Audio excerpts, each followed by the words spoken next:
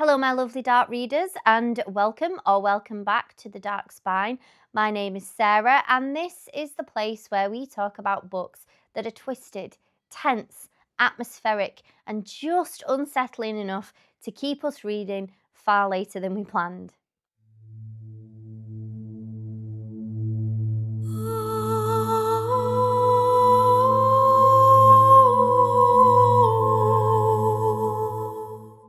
Today, we're talking about October Skies by Alex Scaro. Now, picture the scene. It's 2008, and while exploring the remote forests of Wyoming, a man called Julian Cook discovers the decaying remains of an old wooden wagon. And what he's actually found is the wreckage of the Preston group, a wagon train of settlers who vanished during the brutal winter of 1856. The scene suggests something horrific happened out there, but all Cook uncovers are a few deeply unsettling cues. Back in 1856, as heavy snow closes in, the settlers travelling with the Preston wagon train are forced to stop and make camp far from civilization. Nearby, a stranded group of Native Americans becomes an uneasy presence, and at first the settlers believe they are the greatest danger. But it quickly becomes clear that something far worse is moving through the wilderness. And after a woman is brutally murdered, one of the Native Americans stumbles back into camp badly wounded, warning of an unimaginable evil before dying. Fear pushes the settlers and the Native Americans into a fragile alliance as they try to survive whatever is hunting them in the woods.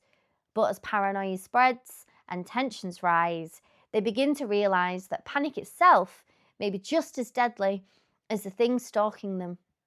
And meanwhile, in the present day, Julian Cook digs deeper into the mystery and starts to suspect that whatever destroyed the Preston group may not have stayed buried in the past. Now, I gave this book 4.5 stars on Fable, and it was actually loaned to me by my mum, which somehow made the whole reading experience even better, because there's something really nice about reading a book recommended by someone who knows your taste, or at least thinks they know your taste. Sometimes that works out brilliantly. Sometimes it absolutely does not. Thankfully, this one was a very good recommendation. And as always, this review is completely spoiler free. So whether October Skies is already on your reading list, whether you've just picked it up, or whether the title alone dragged you in because it sounds autumnal, eerie, and vaguely threatening, you are safe here. And honestly, threatening feels like a very good word for this book. This is one of those stories that doesn't waste time trying to look clever. It gets moving very quickly, and once it starts, it just keeps going. For me, one of the biggest strengths of October Skies was the pacing. This book has momentum. It doesn't sit around admiring its own atmosphere for chapter after chapter while nothing actually happens. It knows exactly what kind of story it wants to tell, and it commits to it. Sometimes that's exactly what you want from a suspense novel.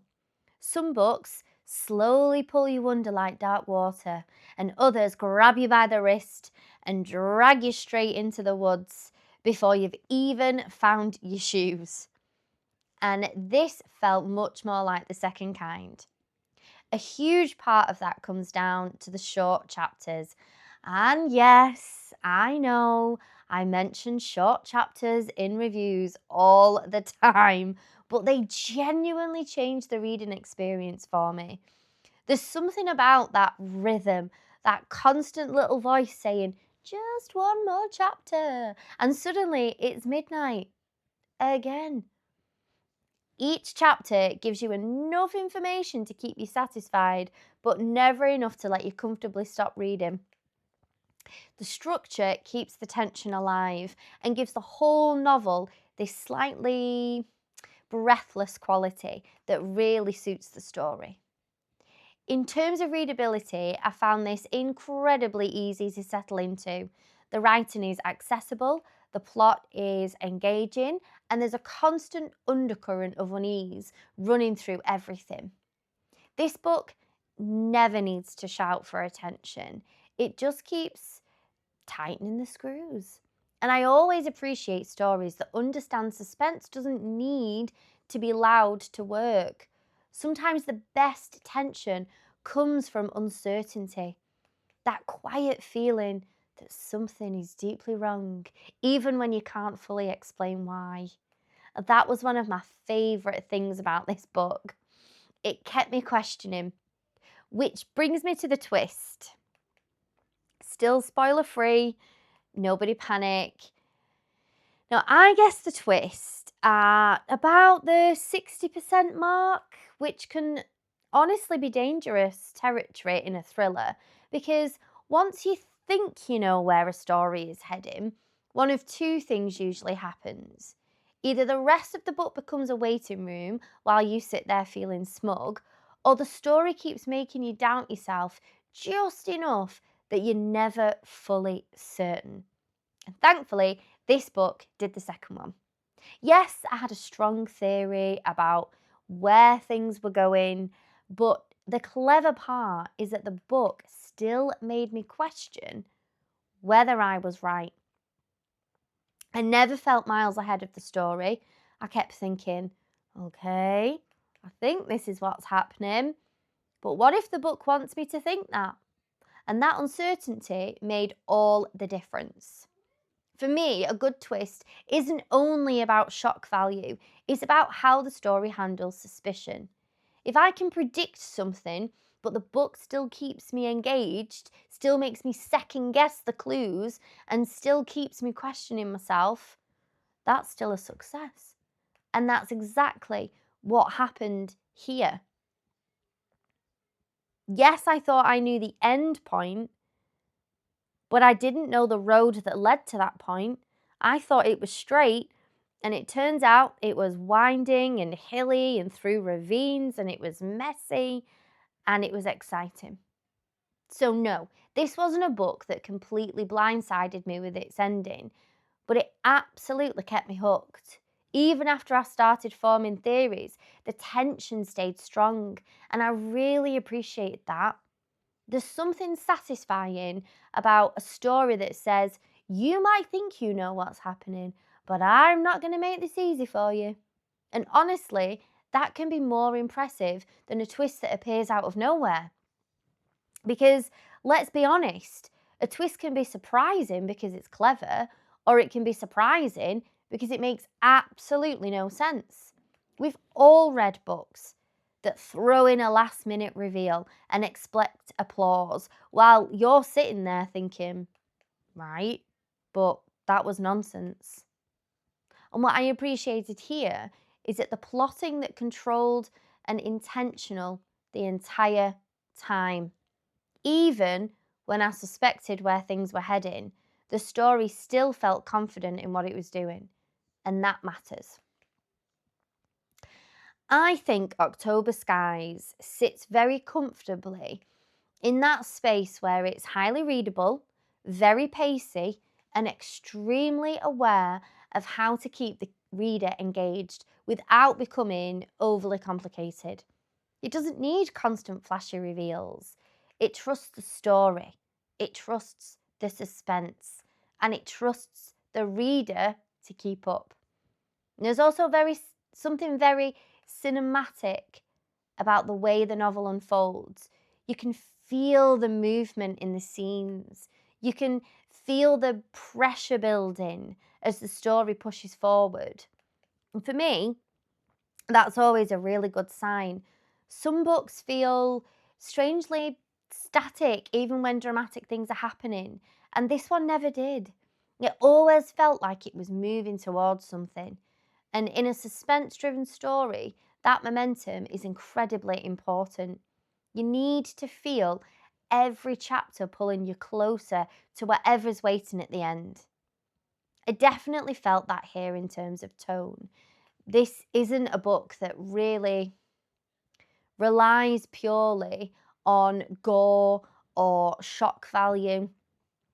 It's much more interested in suspense and atmosphere, paranoia, and that growing sense that there's something hidden beneath the surface, which is very much my kind of horror. I love books that let discomfort build gradually. I don't always need chaos thrown at me every 5 pages. Sometimes it's far more effective to slowly realize you've become completely invested without even noticing it's happening. I love that feeling of when you catch yourself at the end of a chapter and you're all hunched up and you're all tense and you realize, oh, the book's done that. Oh, let me relax. And that was my experience with this book.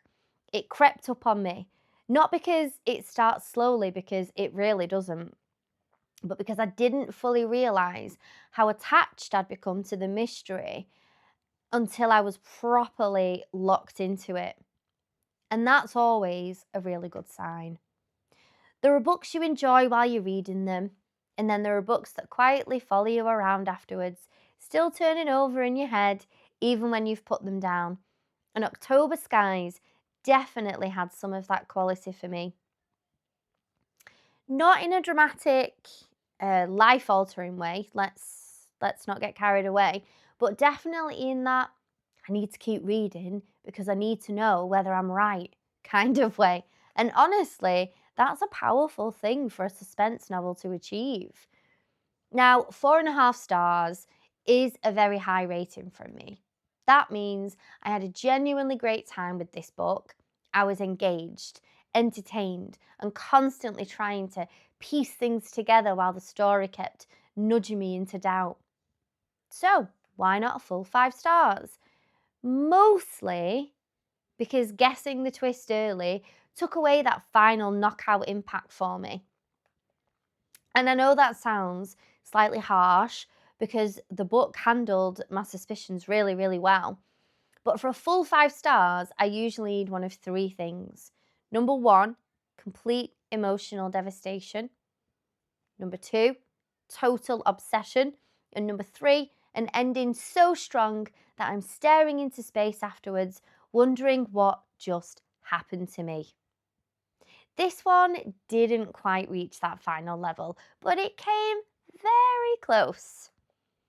The pacing was strong, the structure was strong, the suspense was strong, and even when I thought I understood where the story was heading, it still managed to keep me engaged. If anything, it made me more alert. I was constantly looking for confirmation, and the book never handed it over too easily. So 4.5 stars feels exactly right for me. This was a gripping, highly readable suspense novel, and I would absolutely recommend it to readers who enjoy tension, fast pacing, atmospheric mystery, and stories that keep them actually thinking while they read.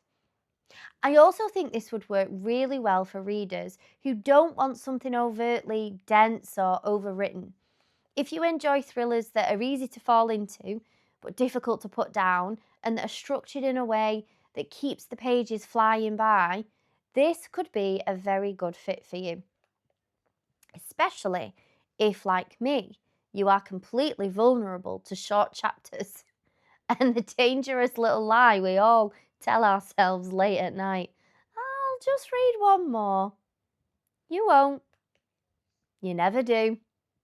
You'll read at least 6 chapters and suddenly realise you haven't had water in 3 hours. That is the power of a pacey book. So I think my overall takeaway for October Skies is this. It understands how to keep you reading. It understands rhythm and suspense. And it understands that one of the most effective things a story can do is make the reader doubt what they think they know.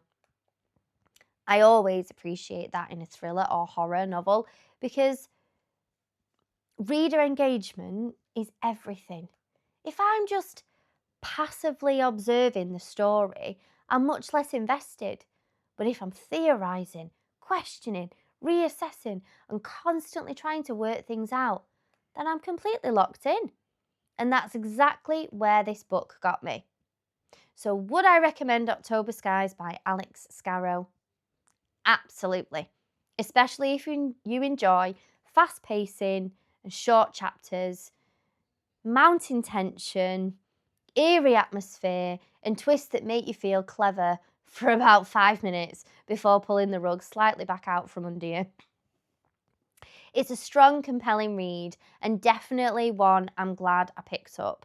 So, thank you, Mum, for the loan. You absolutely got this one right.